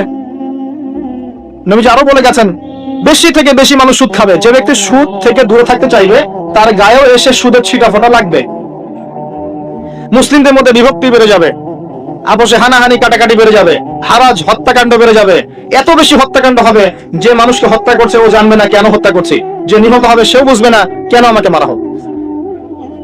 প্রথম বিশ্বযুদ্ধের ইতিহাস একটা লেকচারে বলেছি, সেকেন্ড ওয়ার্ল্ড ওয়ারের ইতিহাসটা বলেছিলাম। এগুলো দেখেন, সারা বিশ্বে কত মানুষকে মারা হয়েছে বিগত শতাব্দীতে, 100-150 বছর দেখে নেন। হারাজ হত্যাকাণ্ড, প্রচুর হত্যাকাণ্ড। প্রথম ওয়ার্ল্ড ওয়ারেই মিনিমাম 3 থেকে 4 কোটি মানুষকে মারা হয়েছে। দ্বিতীয় ওয়ার্ল্ড ওয়ারে 7 থেকে 8 কোটি মানুষকে মারা হয়েছে। সামনে যেটা আসবে ওখানে দেখবেন পৃথিবীর 1/3 মানুষের শেষ। অপেক্ষা করতে থাকেন। আরো বলেছেন জেনা বাড়বে, জেনা ঘরে ঘরে জেনা থাকে। আরো বাড়বে পরকীয়া, ব্যভিচার। আপনার পারিবারিক কাঠামো ভেঙে যাবে, সমাজের বন্ধন বলে কিছু থাকবে না, ভেঙে যাবে। এটা তিরমিজিতে আছে হাদিসটা। মসজিদ গুলো হবে চাকচিক্যময়, হেদায়েত শূন্য শেষ জামানে। দেখেন মসজিদ গুলো এক একটা তাজমহলের মতো, ভিতরে হেদায়েত নাই। ইসলামের খালি নাম থাকবে, মানুষ ইসলামের মূলনীতি থেকে সরে আসবে। কোরআনের খালি মাসহাফ থাকবে, মানুষ কোরআনের শিক্ষা থেকে সরে আসবে। মানুষ কোরআন পড়বে, কোরআনের মূল মেসেজ গুলো, মূল নীতিগুলো ওর গলার নিচে নামবে না। হাদিস। মানুষ কোরআন পড়বে, কোরআনের শিক্ষাগুলো গলার ভিতরে ঢুকবে। আছেন এখন আপনি দেখেন কত মানুষকে দেখবেন কোরআন পড়তে জানেই না অর্থ কি জিনিস। আর যদি কেউ বলে অর্থ পড়ার দিকে উৎসাহিত করে, অর্থ পড়া উচিত, অর্থ দিকে যান, বলবে ওকে আবার বিতর্কিত করা শুরু করে দিবে। মানুষকে তো উৎসাহ দেওয়া দরকার যে আপনারা অর্থ পড়েন, তাহলে কোরআনের মূল মেসেজটা বুঝতে পারবেন। একজন আলেমের কাজ কি? মানুষকে কোরআনের মূল মেসেজটা শিক্ষা দেয়া, উৎসাহিত করা। আপনি তেলাওয়াত করলে তো নাকি পাবেনই, অবশ্যই প্রত্যেক হরফে 10 নাকি পাবেন। কিন্তু তেলাওয়াত করলেই কি অর্থ বুঝতে পারবেন? অর্থ না বুঝলে কি ভিতরের কথাগুলো হজম করতে পারবেন, শিখতে পারবেন?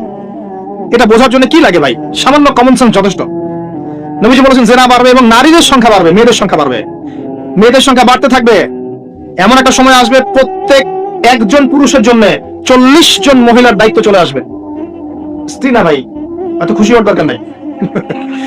স্ত্রী কথা বলা হয়নি। 40 জন মহিলার দায়িত্ব চলে আসবে। আপনার মা, বোন, খালা, ফুপু সব মিলে দেখবেন 40টা ফ্যামিলি আপনাকে টানতে হচ্ছে, আপনি একজন পুরুষ। আস্তে আস্তে এগুলো বাড়ছে না? বাড়ছে। মহিলারা পুরুষদের পোশাক পরবে আর পুরুষেরা মহিলার পোশাক পরবে, এটা বড় সাইন। আরেকটা সাইন আছে যে মহিলারা এমন পোশাক পরে রাস্তাঘাটে ঘুরবে যেই পোশাক পরেও তারা নগ্ন থাকবে।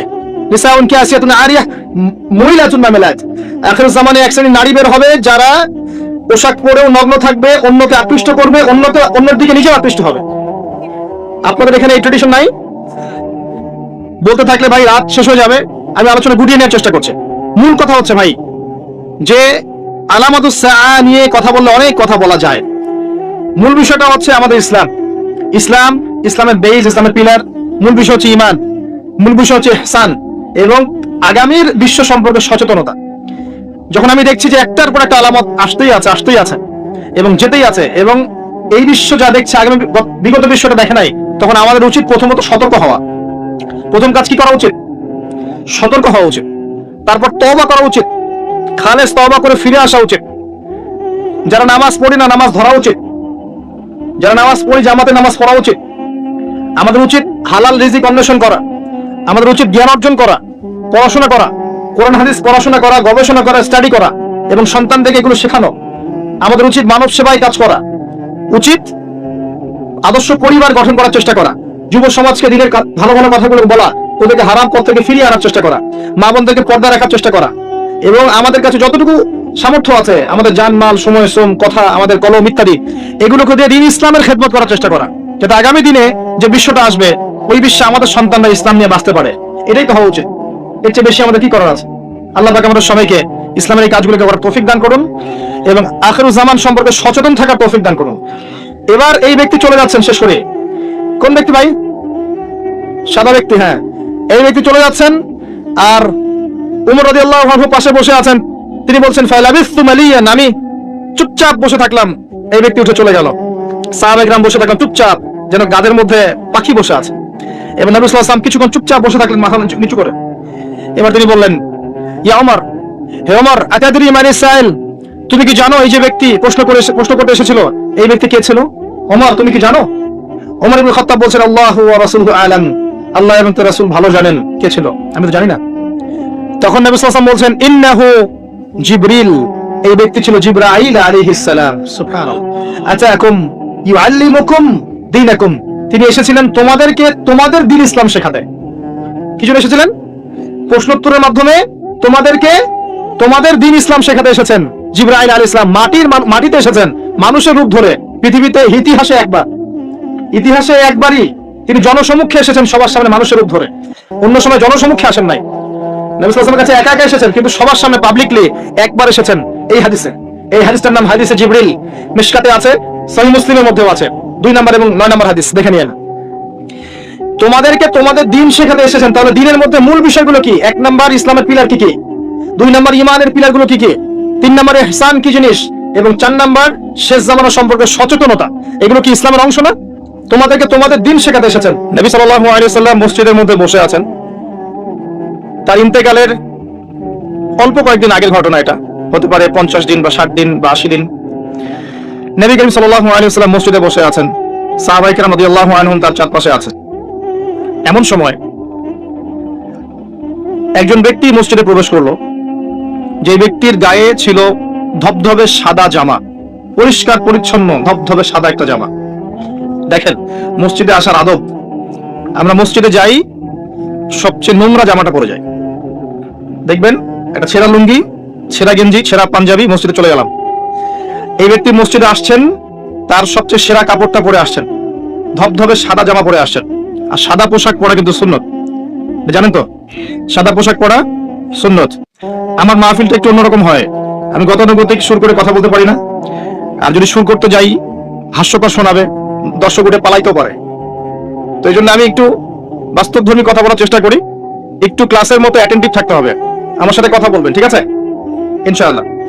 সাদা পোশাক পরে তিনি মসজিদে আসলেন, ধবধবে সাদা পোশাক, এবং তার চুলগুলো ছিল প্রচন্ড কালো, কুচকুচে কালো, সুন্দর পরিপাটি।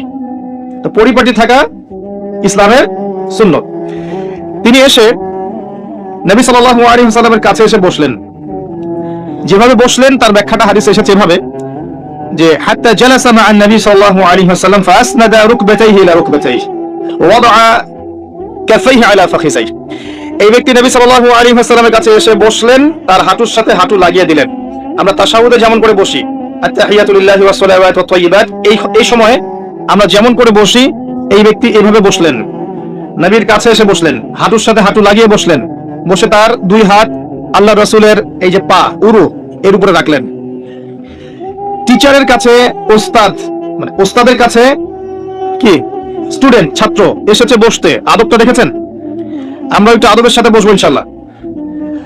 আদবের সাথে বসেছেন, বসে নবী সাল্লাল্লাহু আলাইহি ওয়াসাল্লামকে জিজ্ঞাসা করছেন, ইয়া মুহাম্মদ, বলেন সাল্লাল্লাহু আলাইহি ওয়াসাল্লাম, হে মুহাম্মদ সাল্লাল্লাহু আলাইহি ওয়াসাল্লাম, আখবিরনি আনিল ইসলাম, হে মুহাম্মদ সাল্লাল্লাহু আলাইহি ওয়াসাল্লাম, আমাকে ইসলাম সম্পর্কে বলুন। নবী সাল্লাল্লাহু আলাইহি ওয়াসাল্লাম বলেন, আল ইসলাম, ইসলাম হচ্ছে আন তাশহাদা আল্লা ইলাহা ইল্লাল্লাহ ওয়া আন্না মুহাম্মাদান আবদুহু ওয়া রাসূলুহু।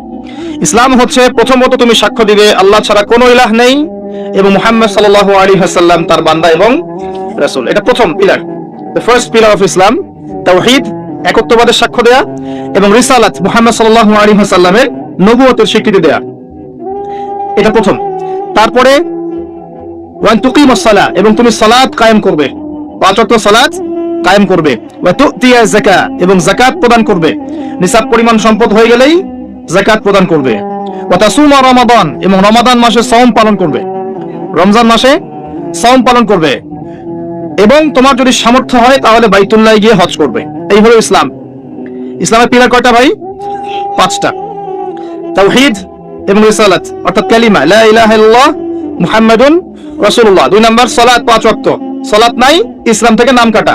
মান তারাকা সালাতান মুতাআম্মিদান ফাকাদ কাফারা, কেউ যদি সালাত ইচ্ছা করে ছেড়ে দেয়, মুসলিমের লিস্ট থেকে নাম কাটা পড়ে গেছে। জনগণ থেকে হাজী সাহেব বলতে পারে আল্লাহর লিস্টে নাম নাই, কারণ সে সালাত ছেড়ে দিয়েছে। সালাত ছেড়ে দিলে ইসলামের কোনো পিলার থাকে না। আপনি অন্যান্য গুনাহ করছেন কিন্তু সালাত পড়ছেন, এট লিস্ট নাম আছে আপনার, মুসলিম আপনি। নামাজ বাদ দিয়ে দিয়েছে, তার ইসলামের লিস্টে তার কোনো নাম নাই। মান তারাকা সালাতান মুতাআম্মিদান ফাকাদ কাফার, সে কুফরি করলো, কাফের হয়ে গেল। বাইনা রাজুলি ওয়া বাইনা শিরকি ওয়াল কুফরি তারকুস সালাহ, একজন আল্লাহর বান্দা আর একজন কাফের মুশরিকের মাঝে পার্থক্য হচ্ছে নামাজ। ঠিক আছে ভাই? সালাত নাই, ইসলাম নাই। আচ্ছা, তারপরে বলেছেন যাকাত, তোমার নিসাব পরিমাণ সম্পদ হয়ে গেলে যাকাত প্রদান করবে। আপনার নিসাব পরিমাণ সম্পদ হয়ে গেলে, 1 বছর যদি সম্পদ আপনার কাছে থাকে, আপনাকে যাকাত প্রদান করতে হবে 2.5%। এটা হলো ইসলামিক অর্থনীতির মূল ভিত্তি। ইসলামিক অর্থনীতি দাঁড়িয়ে আছে যাকাতের উপরে, ব্যবসার উপরে, সাদাকার উপরে। এগুলো ইসলামিক অর্থনীতির পিলার। এর মধ্য দিয়ে টাকা পয়সা সবার হাতে হাতে ঘুরতে থাকে। কেউ চিরস্থায়ী গরিব হয় না, কেউ চিরস্থায়ী ধনী হয় না, একটা সাম্য বজায় থাকে। আর কেউ ধনী হয়ে গেলেও তার সম্পদে গরিবের হক থাকে, যাকাত, তখন সেটা তাকে দিতে হয়। এভাবে ইসলামিক ইকোনমিক্স ঘুরতে থাকে। পক্ষান্তরে সুদের মধ্য দিয়ে এক শ্রেণীর মানুষ দিন দিন ধনী হতে থাকে, আরেক শ্রেণীর মানুষ দিন দিন গরিব হতে থাকে। এটা সুদের ফলাফল। এর ফলশ্রুতিতে বিশ্বের একটা অংশ দিন দিন ধনী হয়েছে, আর বাকি অংশগুলো গরিব হয়েছে। এবং এটা আমি অনেকদিন বলেছি, মায়ের সাথে জেনার মতো অপরাধ, আল্লাহ এবং তার রাসূলের সাথে যুদ্ধের মতো অপরাধ। 36টা জেনা করলে যে পাপ হয়, 1 দিরহাম সুদ খেলে সেই পাপ হয়। যে ব্যক্তি সুদ খায়, যে দেয়, যে লিখে রাখে, যে সাক্ষী থাকে, সবাইকে নবীজি বলেছেন সমান অপরাধী। এগুলোর সাথে সম্পৃক্ত থেকে কেউ যদি আশা করে যে আমি পরকালে নবীর সুপারিশ পাবো, হাউজে কাউসারের পানি পাবো, কবরের প্রশ্ন উত্তর দিতে পারবো, ওই ব্যক্তির চাঁদে গিয়ে থাকা দরকার, পৃথিবীতে থাকার দরকার নাই। পৃথিবী বুদ্ধিভিত্তিক মানুষদের জন্য, অজ্ঞদের জন্য নয়। 3 নম্বর যাকাত। 4 নম্বরে বলেছেন রমাদান মাসে সাওম রাখবে। রমাদান আমাদের সামনে আছে, রমাদানকে নিয়ে আমি কয়েকটা লেকচার দিয়েছি এই পর্যন্ত। তো মূল কথাগুলো আবার বলছি আপনাদেরকে। রমজান মাসে সবচেয়ে বেশি সময় দিবেন আল কোরআনকে। পারবেন ইনশাআল্লাহ? কোরআন খতম করবেন রমজান মাসে, কোরআন তিলাওয়াত করুন বেশি বেশি, অর্থটা বোঝার চেষ্টা করবেন। যারা হাফেজ আছেন তারা এটাকে চর্চা করবেন, হিফজে চর্চা করবেন। রমাদান মাসে কোরআন শেখাবেন, শিখবেন। রমজান মাসে 5 ওয়াক্ত নামাজ জামাতে পড়ার চেষ্টা করবেন। যাকাত গুলো দিয়ে দেওয়ার চেষ্টা করবেন। কম খাওয়ার অভ্যাস করবেন, কম খাওয়ার অভ্যাস করবেন। বেশি বেশি বাজার ঘাটে যাবেন না, আল্লাহর জিকিরে, তাসবিহ তাহলিলে, আল্লাহর কাছে দোয়া ইস্তেগফারে সময় কাটাবেন। দান সাদাকা বাড়িয়ে দিবেন রমজান মাসে, দান সাদাকা বাড়িয়ে দিবেন। বেশি বেশি মানুষকে ইফতার করাবেন। তারাবির সালাত জামাতে পড়বেন।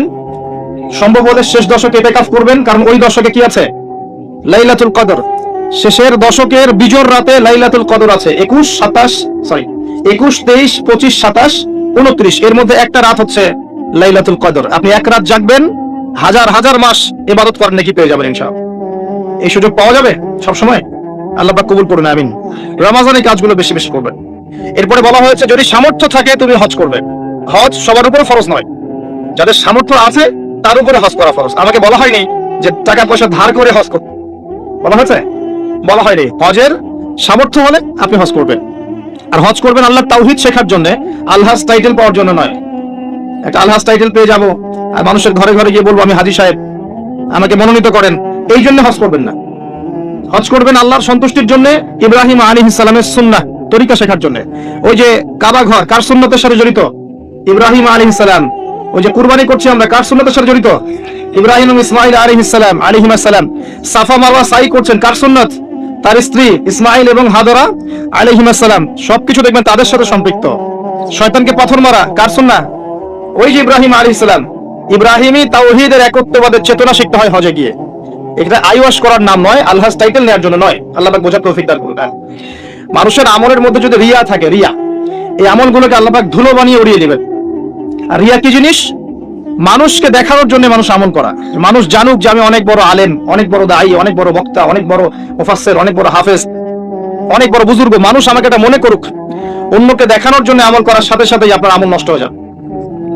আর এটা এত সূক্ষ্ম যেটা সম্পর্কে নবী সাল্লাল্লাহু আলাইহি ওয়াসাল্লাম বলেছেন, অন্ধকার রাতে কালো পাথরের উপরে কালো পিঁপড়া যদি হেঁটে যায়, বোঝার চেষ্টা করেন, অন্ধকার রাতে কালো একটা পাথর, এর উপর কালো পিঁপড়া হেঁটে যাচ্ছে, বোঝা যাবে? তার শব্দ কি দেখা যাবে, শোনা যাবে? রিয়াতে এমন সূক্ষ্ম, বোঝা যায় না। যদি এটা মনের মধ্যে চলে আসে, এই দোয়াটা পড়তে পারেন, আল্লাহুম্মা ইন্নী আউযু বিকা আন উশরিকা বিকা ওয়া আনা আ'লাম ওয়া আস্তাগফিরুকা লিমা লা আ'লাম। ইনশাআল্লাহ আল্লাহ পাক মাফ করে দিবেন। অর্থ হচ্ছে, আল্লাহ আমি তোমার সাথে জানা এবং অজানা শিরক থেকে তোমার কাছে ক্ষমা চাচ্ছি। আমি জেনে যে শিরকগুলো করেছি এ থেকেও ক্ষমা চাচ্ছি, যেটা না জেনে করেছি, এই যে গোপন শিরক রিয়া করেছি, এ থেকেও মাফ চাচ্ছি। আল্লাহ পাক ইনশাআল্লাহ মাফ করে দিবেন। এই 5টা হচ্ছে ইসলামের পিলার। আর ইসলাম একমাত্র দিন যেটা আল্লাহর কাছে কবুলিয়ত পেয়েছে। অন্য কোন দিন কি আল্লাহর কাছে গ্রহণযোগ্য? এর উত্তর কে দিবে? আল্লাহই দেখ, আল্লাহ পাকের কাছেই শুনেন। আল্লাহ পাক সূরা আলী ইমরানের মধ্যে বলেছেন, ইন্না দীনা ইনদাল্লাহিল ইসলাম। ইন্না দীনা ইনদাল্লাহিল ইসলাম, আল্লাহর কাছে একমাত্র গ্রহণযোগ্য দ্বীনের নাম কি? ইসলাম। দিন মানে কি? দিন মানে কি ধর্ম, না দিন মানে একটা জীবন ব্যবস্থা? ইসলাম কি একটা শুধু ধর্মের নাম, না ইসলামের প্রত্যেকটা বিষয়ের সমাধান আছে? কোনটা? ধর্মের সমাধান ইসলামে নাই? কিভাবে আমল করতে হবে ইসলামে নাই? কিভাবে তাওহীদ পালন করতে হবে নাই? কেমন করে সুন্নত স্টাইলে জীবন যাপন করবো নাই? কেমন করে ব্যবসা করবো আছে না নাই? কেমন করে চাকরি বাকরি করবো আছে না নাই? কেমন করে সমাজ চালাবো ইসলামে আছে না নাই? কেমন করে বিশ্ব চালাবো ইসলামে আছে না নাই? কেমন করে অর্থনীতি চালাবো আছে না নাই? কি নাই ইসলামে? কি নাই ইসলামে? মিশকাতুল মাসাবিহ একটা বই আছে না হাদিসের, এই বইয়ের মধ্যে একটা অধ্যায় আছে, দেখবেন মাথার চুল আঁচড়ানোর অধ্যায়। কি অধ্যায়? মাথার চুল কিভাবে আঁচড়াতে হয় এটাও ইসলাম শিখিয়ে দিয়েছে। সুবহানাল্লাহ। অধ্যায় দেখবেন হায়েজ নিফাস অধ্যায়। হায়েজ নিফাস তো বোঝেন, হায়েজ নিফাসের মতো বিষয়ে অধ্যায় রচনা করা হয়েছে এবং এখানে হেদায়েত দেওয়া হয়েছে। অধ্যায় আছে বাথরুম যাওয়া অধ্যায়, মানে ইস্তিনজা করা অধ্যায়, কিভাবে আপনি ইস্তিনজা করবেন, কিভাবে পেশাব পায়খানা করবেন ইসলামে দেওয়া আছে। অধ্যায় আছে খাবার খাওয়া অধ্যায়, কিভাবে আপনি খাবার খাবেন, কতটুকু খাবেন, খাওয়ার আগে কি বলবেন, পরে কি বলবেন, লেখা আছে। কি নাই? আপনার বাথরুম থেকে শুরু করে রাষ্ট্র বিশ্ব পর্যন্ত, রাষ্ট্র তো অনেক দূরের কথা, বিশ্ব পর্যন্ত ইসলাম এখানে আছে। বিশ্বে কিভাবে অন্য দেশের সাথে আমাদের মেলামেশা করতে হবে সেটাও বলা আছে। কি নাই? সব আছে। একজন মানুষ বিশ্বাস করে কোরআনের সব আছে, হাদিসের সব আছে, ইসলামের সব আছে, কিন্তু আমল করতে গিয়ে পারে না, এই ব্যক্তিকে আল্লাহ পাক মাফ করতে পারেন না? পারেন ইনশাআল্লাহ। আরেকজন ব্যক্তির বিশ্বাসই হয় না যে ইসলামের সব আছে, সে মনে করে ইসলাম এই যুগে চলে না ওই যুগে চলতো, সে মনে করে যে ইসলামে কোরআনে সবকিছু নাই, আংশিক বিষয় আছে, এগুলো আমরা ডিল করবো। রাজনৈতিক প্রেক্ষাপট, অর্থনীতি, সামাজিক নীতি, পলিটিক্স, এগুলো আমরা ডিল করবো। ইসলাম হচ্ছে তাসবিহ, তাহলিল, জিকির, আজকারের নাম। কিছু মানুষ এমনটাও মনে করে, আছে না? এদের জন্য জাহান্নামের আগুন ছাড়া কোনো জায়গা নাই, কোশ্চিন কালেও না। একজন ব্যক্তির আকীদা যদি ঠিক না হয় তার আমল কোনো কাজে দিবে না। আর একজন আকীদা ঠিক আছে, ইসলামের সব আছে, কোরআনের সব আছে, হাদিসের সব আছে, আমি মানতে পারি না, আমি দুনিয়ার কারণে হোক, অন্যান্য চাপের কারণে হোক, আমার বিভিন্ন স্বার্থের কারণে হোক, আমি মানতে পারছি না, কিন্তু আমি বিশ্বাস করি যে সব ইসলামে আছে, একে আল্লাহ পাক মাফ করতে পারেন। পারেন না? ইনশাআল্লাহ পারেন। অতএব আকীদা পরিষ্কার করেন। আল্লাহ বলেছেন ইন্না দীনা ইনদাল্লাহিল ইসলাম, একমাত্র দিন আল্লাহর কাছে গ্রহণযোগ্য সেটা হলো ইসলাম। কথা বলেন। ইসলাম অর্থ কি? আত্মসমর্পণ। ইয ক্বালা লাহু রাব্বুহু আসলিম, যখনই তার রব তাকে বলেছেন আত্মসমর্পণ করো, ক্বালা আসলামতু লিরাব্বিল আলামিন, তিনি বলেছেন আমি জগৎ সমূহের প্রতিপালকের নিকটে আত্মসমর্পণ করলাম। এই ব্যক্তিকে ইব্রাহিম আলাইহিস সালাম। যখনই আল্লাহ বলেছেন আত্মসমর্পণ করো, তিনি বলেছেন আত্মসমর্পণ করলাম। তিনি তো আমাদের নাম রেখেছেন মুসলিম, তাই না? ওয়া সাম্মাকুমুল মুসলিমিন। আল্লাহ বলছেন সন্তানকে আর তার মাকে রেখে আসো কাবা ঘরের পাশে, মরুভূমিতে, জনমানব শূন্য জায়গায়। তিনি বলছেন না যে আল্লাহ এর পিছনে যুক্তি কি, ওকে রেখে আসবো, এর পিছনে দর্শন কি, এর পিছনে বৈজ্ঞানিক ব্যাখ্যা কি? জিজ্ঞাসা করেছেন? ইব্রাহিম আলাইহিস সালাম জিজ্ঞাসা করেছেন? রেখে এসেছেন। একবার আল্লাহ পাক বলেছেন সন্তানকে জবাই করে দাও, ইব্রাহিম আলাইহিস সালাম বলেছেন কি জন্য জবাই করব? আল্লাহ বাচ্চা মানুষ, এর পিছনে যুক্তি কি, আল্লাহ এর পিছনে দর্শন কি, বৈজ্ঞানিক ব্যাখ্যা কি? জিজ্ঞাসা করেছেন? যখন আল্লাহ যে আদেশ করেছেন আসলামতু লিরাব্বিল আলামিন, আমি আত্মসমর্পণ করলাম, সারেন্ডার, এর নাম ইসলাম। প্রত্যেকটা বিষয়ের পিছনে যুক্তি থাকবে, দর্শন থাকবে, বিজ্ঞান থাকবে, কিন্তু এগুলোর সীমাবদ্ধতা আছে, আল্লাহর জ্ঞানের কোনো সীমাবদ্ধতা নাই। কথা কি বুঝতে পারছেন? একটু কথা ধরতে হবে। ইসলাম আত্মসমর্পণের নাম। আত্মসমর্পণের মধ্য দিয়ে শান্তি অর্জন করা। একজন ব্যক্তি যদি আত্মসমর্পণ না করে শান্তি পাবে? শান্তি পাবে না, ওর ভিতরটা অস্থির হয়ে থাকবে। যখন সে আল্লাহর প্রতি পূর্ণ বিশ্বাসী হবে যে আল্লাহ পাকের প্রতিটা বিধানই আমার কল্যাণের জন্য, তখন দেখবেন মনে শান্তি চলে এসেছে। আর যদি অশান্ত থাকে, না এটা ঠিক হতেও পারে, নাও হতে পারে, সংশয়বাদী হয়, বুদ্ধিবাদী হয়, বা অভিজ্ঞতাবাদী হয়, বা সমন্বয়ী মতবাদে বিশ্বাস করে, বা অন্যান্য দার্শনিক মতবাদগুলোতে বিশ্বাস করে, ভোগবাদী হয়, বস্তুবাদী হয়, দেখবেন সে মনে শান্তি পাবে না। তো ইসলাম মানে কি ভাই? আত্মসমর্পণের মাধ্যমে শান্তি অর্জন করা। আল্লাহ পাক যদি আপনাকে বলেন 5 ওয়াক্ত সালাত পড়তে হবে, আপনাকে জিজ্ঞাসা করবেন কেন পড়বো, যুক্তি কি, বিজ্ঞান কি, পিছনে জিজ্ঞাসা করবেন? যুক্তি, বিজ্ঞান, দর্শন সব সমস্যার সমাধান দিতে পারে? পারে? আমরা তো মনে করি পারে। যুক্তি, বিজ্ঞান, দর্শন সমস্ত সমস্যার সমাধান দিতে পারে? এত সহজ? আমরা যে বেঁচে আছি, আমাদের দেহের মধ্যে একটা রূহ আছে, আছে আত্মা আছে। আত্মার সংজ্ঞা দিতে পেরেছে বিজ্ঞান, দর্শন, যুক্তি দিতে পেরেছে? আত্মা কাকে বলে, কত প্রকার, কি কি, কঠিন না তরল না বায়বীয় বলতে পেরেছে? সুবহানাল্লাহ। অথচ আত্মা বলে কি কিছু নাই? এই যে গাছের প্রাণ আছে, এই প্রাণ একটা রূহ না, আত্মা না? একটা পিঁপড়ার মধ্যে আত্মা আছে না? একটা পশু পাখির মধ্যে আত্মা আছে না? কিছু একটা তো আছে যার জন্য জীবিত আছে। যখন ডেড তখন কিছু একটা নাই যেটা তার মধ্যে ছিল। কি ছিল না? আত্মা, রূহ, সাউল, এর সংজ্ঞা দিতে পারবে? পারবে না। ফিলোসফিতে আমরা যতগুলো তত্ত্ব করেছি কেউই আজ পর্যন্ত আত্মার সঠিক ডেফিনেশন দিতে পারে নাই। যাই হোক, ওদিকে আমি যাচ্ছি না।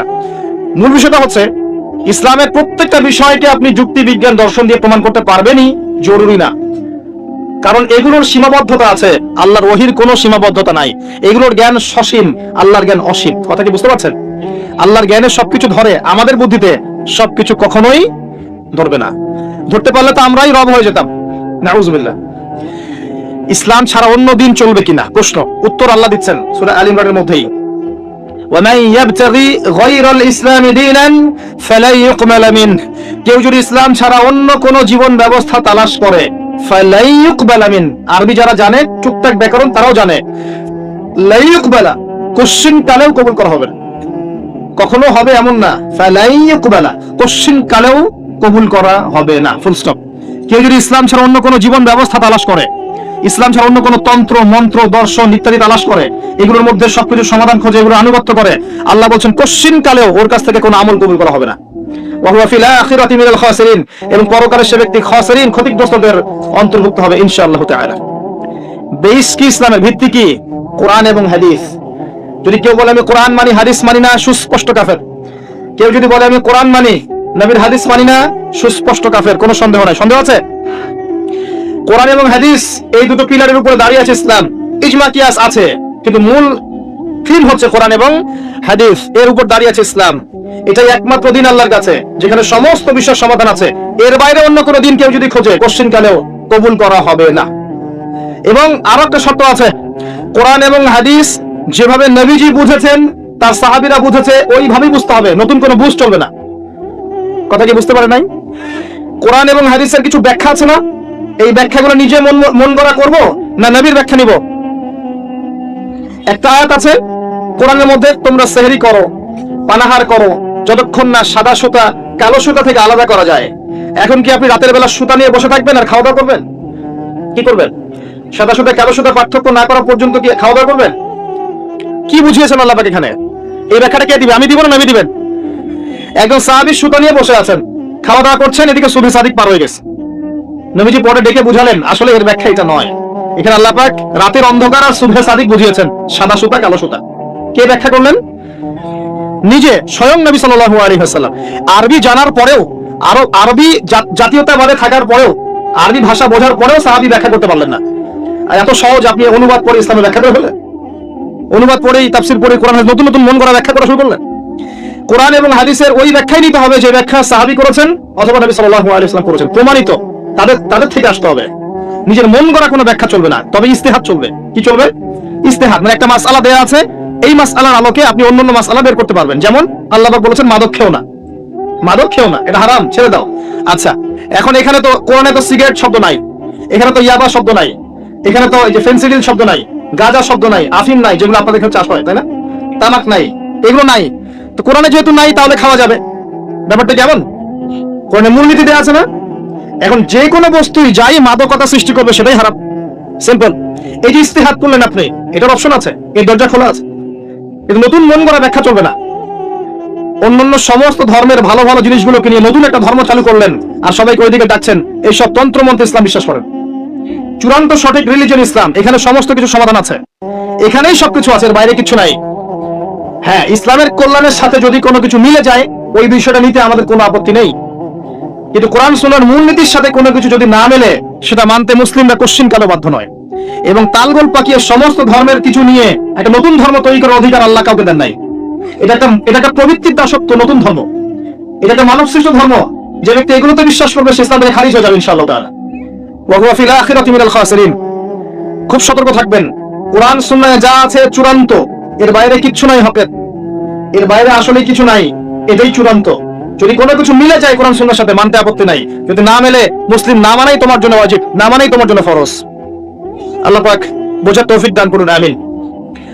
আর একটা বিষয় হচ্ছে, এই ইসলাম কি নতুন কোন ধর্ম কিনা? উত্তর জি না।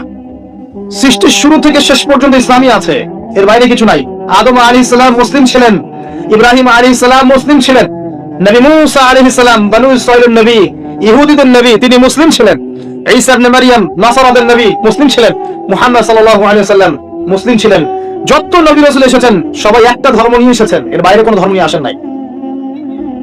কিন্তু এক একটা রিলিজিয়ন ছিল এক একটা অঞ্চলের জন্য, একটা সম্প্রদায়ের জন্য, নির্দিষ্ট সময়ের জন্য, স্থান এবং কালের জন্য। কিন্তু কোরআন এবং সুন্নাহ সমস্ত মানব জাতির জন্য। সুবহানাল্লাহ। এই কোরআন এবং সুন্নাহ শুধু মুসলিমদের সম্পত্তি নয়, এটা সমস্ত মানব জাতির সম্পত্তি। তো এটা যদি কেউ মনে করে যে ইসলাম নতুন ধর্ম, মুহাম্মদ সাল্লাল্লাহু আলাইহি ওয়াসাল্লাম নিজে এটা প্রবর্তন করেছেন, এটা মিথ্যাবাদী। ইসলাম চির প্রাচীন, চির নতুন, চির আধুনিক। কথা কি বুঝতে পারছেন? ইসলাম নতুন কোন ধর্ম নয়। একদম নূহ থেকে শুরু করে, আদম থেকে শুরু করে মুহাম্মদ সাল্লাল্লাহু আলাইহি ওয়াসাল্লাম পর্যন্ত সবাই একই দাওয়াত দিয়ে গেছেন, কুলু লা ইলাহা ইল্লাল্লাহ তুফলিহুন। তোমরা সবাই বলো লা ইলাহা ইল্লাল্লাহ, আল্লাহ ছাড়া কোনো ইলাহ নাই, সফল হয়ে যাবে ইনশাআল্লাহ। ওয়া লাকাদ বাআসনা ফি কুল্লি উম্মাতির রাসূলা আন ইবুদুল্লাহ ওয়াজতানিবুত তাগুত। আল্লাহ বলেন আমি প্রত্যেকটা সম্প্রদায়ে নবী পাঠিয়েছি, রাসূল পাঠিয়েছি এই দুইটা দাওয়াত দিয়ে, আল্লাহর ইবাদত করো, তাওহীদে থাকো, শিরক করো না, আর তাগুতকে বর্জন করো, আল্লাহ বিরোধী শক্তিগুলোকে বর্জন করে দাও। এটাই ছিল দাওয়াতের মূলনীতি। সবাই একই দাওয়াত নিয়ে এসেছে, সবাই মুসলিম ছিলেন। তাহলে সমস্যা হলো কিভাবে? সমস্যা হলো এভাবে, যখন একজন নবী ইন্তেকাল করেছেন, তার পরবর্তীতে তার কওম আস্তে আস্তে আস্তে আস্তে ধর্মগ্রন্থকে বিকৃত করা শুরু করেছে। এখন হাদিসের নামে অনেক জাল হাদিস নাই আছে না? অনেক জাল হাদিস, তারপরে অনেক উল্টাপাল্টা হাদিস মানুষ বলে বেড়াচ্ছে না, যেগুলো কোনোদিন শোনেন নাই জীবনে, আছে না? তো আল্লাহ পাক কোরআন সংরক্ষণ করেছেন, কোরআনের মধ্যে কেউ একটা চুল পরিমাণ ঢুকাতে পারবে না, বের করতে পারবে না। হাদিসের নামে অনেকেই জালিয়াতি করেছে, করে নাই? এখন এখানে যদি সমস্যা হয়, তাহলে আগের ধর্মগ্রন্থগুলোর কথা চিন্তা করেন, চিন্তা করে দেখেন।